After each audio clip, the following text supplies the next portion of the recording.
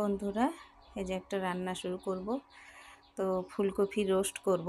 একটা ফুলকপির রোস্ট দেখিয়েছিলাম অন্যরকম, তো এটা একটা করছি অন্যরকম।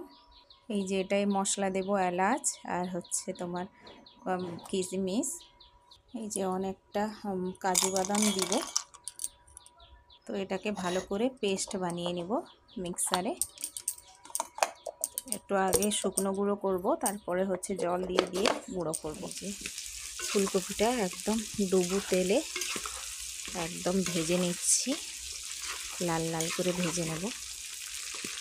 এই যে ফুলকপি ভেজে নিয়েছি, আর হচ্ছে ফোড়নে দেব হচ্ছে জিরে, গোটা জিরে আর তেজপাতা, শুকনো লঙ্কা কাটা। তো ভেজে নিয়েছি ফুলকপিগুলো, এই যে ভেজে নিয়েছি। তেল গরম হয়ে গেছে, এই যে তেজপাতা, শুকনো লঙ্কা আর জিরে, একটু সামান্য হলুদ দিয়ে দিলাম। এবারে যে বেটে রেখেছিলাম কাজু বাদাম, কিশমিশ আর এলাচ, এবারে এটাকে ধুয়ে দিয়ে দিলাম জলটা।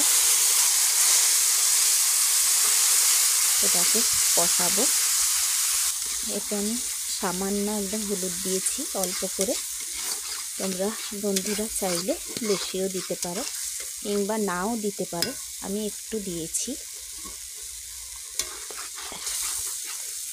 এটা তো ঝাল ঝাল হবে না, তো মিষ্টি মিষ্টি হবে, এই জন্য কোনো লঙ্কা দিলাম না, শুধু শুকনো লঙ্কা ফোড়নেই দিয়েছি। তো সুন্দর একটা গন্ধ বেরিয়েছে। এবারে দিয়ে দিব এই যে ফুলকপিগুলো ভেজে রেখেছি, তো দিয়ে দিব। এটা সামান্য নেড়ে অল্প করে জল দিই।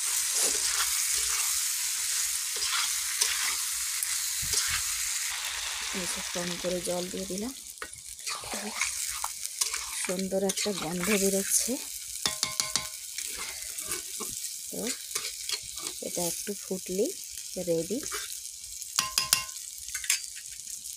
তো সামান্য একটু নুন কম হয়েছে, তো অল্প করে দিব, যেহেতু শুধু ভাজার সময় দিয়েছিলাম এই জন্য কম করেই দিলাম। তো তরকারিটা আমার হয়ে এসেছে, একটু মিষ্টি দিয়ে দিব,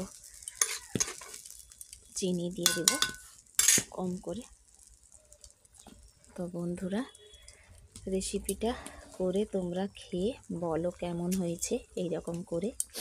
তো উপর থেকে ঘি দিতে পারো, তো আমি দিব না।